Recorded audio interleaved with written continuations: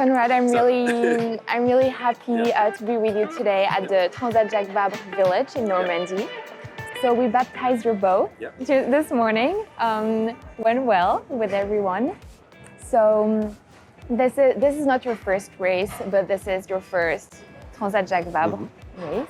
But this year edition is not just any edition because it's the 30th birthday.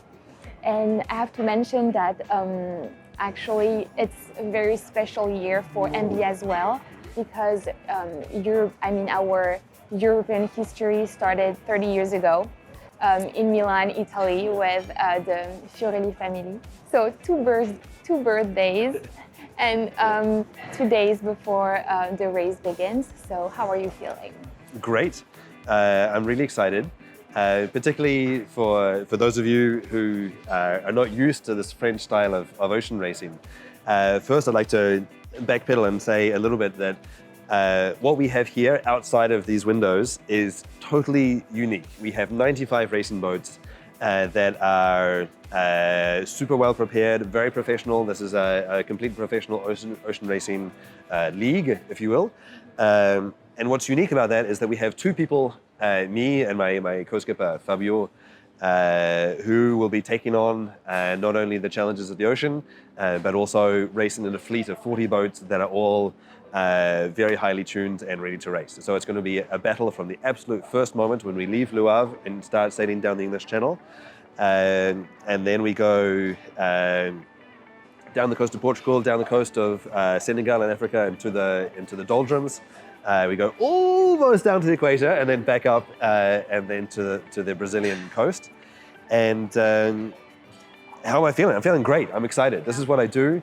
I've been working on this boat, preparing it for this partnership for months. And with 2 days to go, I'm ready and excited to get started. It's going to be amazing. Yeah, we're excited to follow you as well. Please do. Yeah. So my first question, how did you end up sailing, and what inspired you to become a skipper? Well, I admit that I started relatively early in life. I was born into a family, and indeed my mother carried me while sailing. And so my mum and dad met around sailing, and they spent the 3 years before I arrived sailing on a boat together, working 6 months a year, and then sailing 6 months a year, working their way around the South Pacific. And then 3 weeks after I was born in New Zealand, we were back on the boat in Bali and continuing the adventure that way. Shortly afterwards, we moved back to New Zealand, and I grew up relatively conventionally, but always with my feet in the water.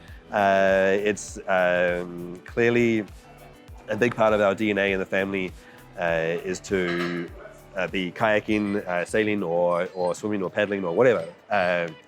And so, I started before I was born, essentially. But that's not the truth part of the story, because afterwards I moved to America, and I spent 10 years both in high school, university, and then also working in my own company. And I essentially didn't touch water that was deeper than a bath for 10 years. And so there's this complete... You didn't miss it for 10 years? Yeah, for sure, I missed it. But I have this dry spell in the middle of my life. And then clearly I wanted to get back into it, and I found myself inspired by watching this French ocean racing circuit from afar, and decided that I wanted to get in and give it a go myself. So I sold everything I had, I packed up my life, and moved to Europe and eventually France, with the idea of one day participating in the Vendée Globe. And so I dared to dream. You did. I created a 10-year plan to go from a mountain biker in the Rocky Mountains in Colorado in America to becoming a finisher in the Vendée Globe, and I did it. That must be crazy to build a dream and then actually doing it, you know? Yeah, it absolutely was. And for those of you watching at home, I'd like to talk about what could be your Vendée Globe, because not everybody wants to go splash about in a boat that jumps all over the place, that is frankly uncomfortable. You saw our boat today. And so, you know, the Vendée Globe for me is not just the race, it's an idea.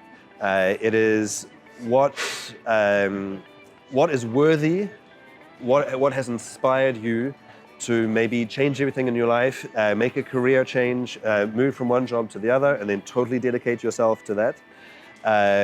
Or when I ask people, what's your Vendée Globe?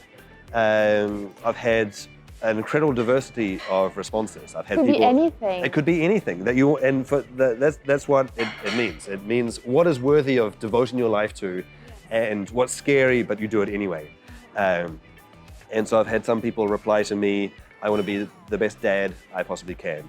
Or there's a piece on the piano from Rachmaninoff that is really hard, but I want to become a master of it. I want to become a concert pianist. And so for that person, the Vendée Globe, their Vendée Globe was to become a concert pianist. And so for me, it's so much more than just a yacht race. It's an idea that encapsulates challenge, bravery, and the ability to change something and invest in something completely new. Yeah, I love this image and seeing things like this. We all have dreams, whatever they are, and we just need to pursue them because, yeah, that's how life in the end makes sense. Yeah, for sure. Absolutely. Amazing. Very inspiring. Thank you. It's the first time NB France is sponsoring an athlete. We are super excited to support you in this crazy adventure. And when I say we, I think I speak on behalf of the whole French network. And I was wondering if you could talk a little bit about this partnership with NB. We discovered that there are many parallels between what I do and what you do as a franchisee, because ultimately I'm a business owner and manager. I'm also a technician. I am immensely involved in the physical preparation of not only myself but also the boat. And so I'm a mechanic. I'm a technician. I'm an accountant. I'm a personal manager as well. So I've had the chance to meet a number of the franchise owners here, and really we see so many parallels between what I do. It's not that I just go out at sea and I get splashed in the face and I pull ropes and the boat goes fast or not. It's really this notion of having so many different hats and exchanging them, and really sharing the values between myself as a eventually athlete, but also a business owner, and also the franchise owners that are in your network. And so it's great because when I talk about what I do, immediately I see in the faces of the franchisees that they understand what I do, they understand why I do, they're passionate about what they do, and I'm passionate about what I do, and it works out well. What I love in like everything you're saying is how we can extract the idea that's above everything. So it's above what the Vendée Globe is, or it's above what you do as an entrepreneur. It's the idea of being an entrepreneur, the idea of having dreams, and I think, that's also why we're so excited to be working with you on this project, because everything resonates in everything we're doing. So it's amazing. Thank you very much. It's great. And it's not just me, it's a whole team behind me as well. I guess, of course. But you're the face of it. Yeah. Yep. We all know that this race is really challenging. But for you, what are the main challenges if you, I don't know, like if you had to like pick one or two really big challenges, what would you say? Well, what differentiates this race that starts in a couple of days from most of the other races I do is that it's double-handed. So it's not double-handed like this, it's double-handed in that there are two people, so me plus my co-skipper, Fabio Mussolini. And the challenge and also the opportunity is to figure out how the two of us are going to work hand in hand to perform at a very high level. So the things that we need to take into account are the challenging weather that's waiting for us in a few days. how to keep us safe, how to keep the boat safe, how to look after each other, how to work hand in hand with respect for the other person's opinions, even when it's 3 o'clock in the morning and we haven't eaten that much, or we're tired and we are accumulating a lot of fatigue. And so ultimately, the Transat Jacques Vabre is, sure, it's 5,500 miles of racing, but it's going to be team building condensed into just a few weeks. Figuring out how we can take two people that have different experiences, different opinions, and make a high-performance team, and then go and compete and hopefully win our category against some very high-performance, very experienced teams. So it's going to be a huge challenge. So I was also interested, how do you mentally and physically prepare for a race like this? Sure. Well, I'll talk about the Vendée Globe because that's the real big challenge in the next few months. This challenge is in preparation. Absolutely. So 20 days at sea, double-handed. That's a warm-up. The big petite amuse-bouche for the real event. The Vendée Globe is non-stop solo around the world with no assistance and no stops. How many days? Depends on how strong the wind blows, but should take me between 80 to 90 days. So we're talking months, not days. Months at sea, exactly. And so that's a real challenge to maintain motivation, to be comfortable with my own company for that long. Because it's not easy for everybody in the world to just be with your own thoughts, with your own company. I've got to talk to somebody out there. Yeah. And so it's something that's incredibly challenging. It takes us completely outside of our normal way of interacting with people and our normal way of living. And the way that I maintain motivation comes from the fact that I'm so invested in the race. It's something that I have fought for literally every day for years and years and years to build the experience, to find the partners, to prepare the boat. And once you're so invested in something, you're not going to let go of it very easily. And so there are some teams that are built in a different way where it's an existing team, an existing sponsor, and then they'll go and get a skipper. And I think that when you haven't cried, bled, sweated for something like I have, then it's easier to give up. It's harder to maintain the motivation. Whereas I think much like the franchise partners that are in your network, it's something that we own, it's something that we've built for ourselves, and so we're not going to let go of that easily. That's the mental side. Physically, this kind of race is very difficult to prepare for because the boat is moving all the time. So we're in constant movement and constantly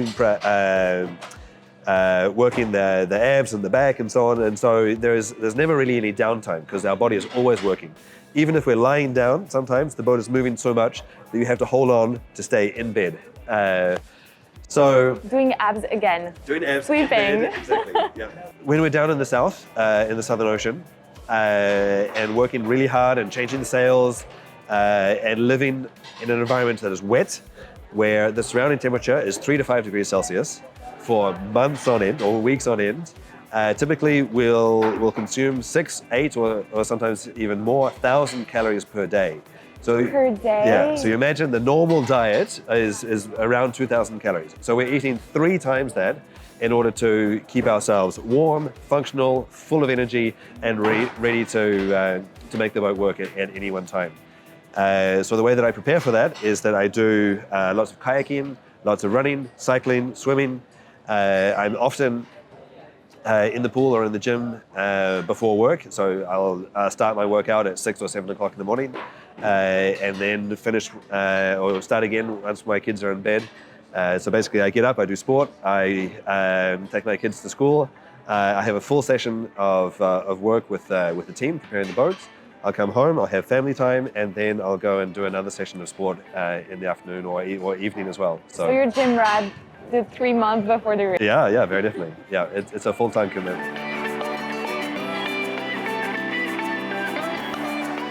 Good communication and teamwork with all the people that are following and supporting you is really important. So it's a full team effort to get the boat ready before the start of the race. And then once I'm out there, the key elements are that we're not allowed any assistance. So we make all of the decisions on board, and we download the weather and decide our route by ourselves. So there's nobody else that helps us with that. But in the case of a technical problem, I can reach out to my technicians, and then we can have a talk on the phone and make a plan for how to fix the piece, how best to use the tools and the spares and equipment that I have on board in order to fix the problem. So it can be a team effort, even though there's only one person on the boat at the time, or in the case of the Jacques Vabre with two people. And to go from solo to double-handed, it's not twice as easy. It's 3 times as easy because you can rebound off each other emotionally. You can pick each other up and become stronger than you could ever be by yourself. And so that's what makes this upcoming event really special, is that we get to work together.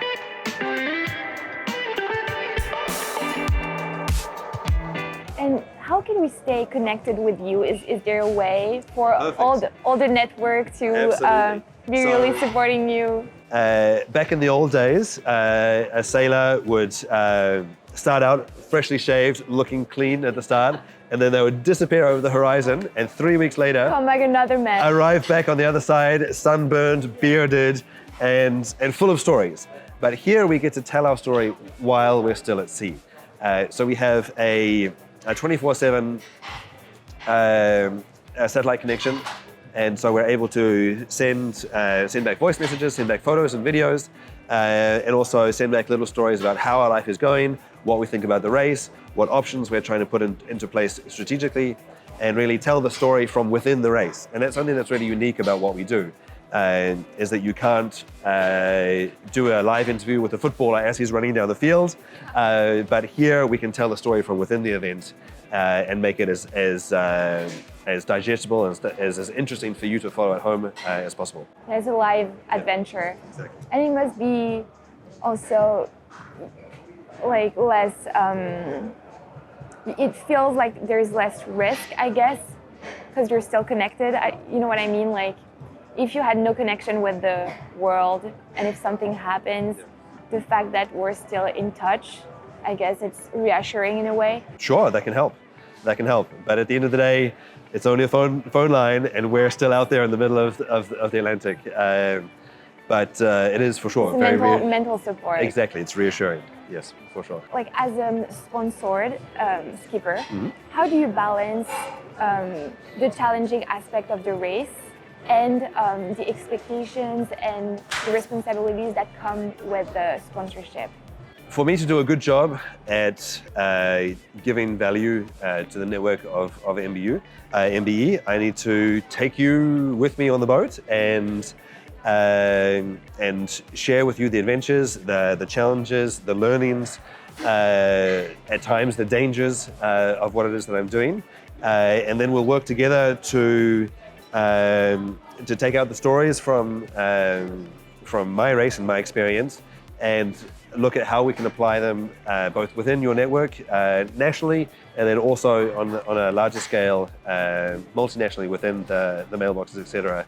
Network. We talked earlier about the parallels that we share between the franchisee franchises, but the way that I can do a good job with that is to share my adventures ultimately, and make sure that I keep myself and the boat in good shape, send beautiful photos and videos back from the middle of the sea, and then at the end of the race we'll come and we'll organize conferences and look at sharing that adventure with you in another way as well. As we said earlier, so you're an entrepreneur as the MBE franchisees, and I was wondering, as an entrepreneur to other entrepreneurs, what would be what are the advice you would give to the MBE franchisees in general?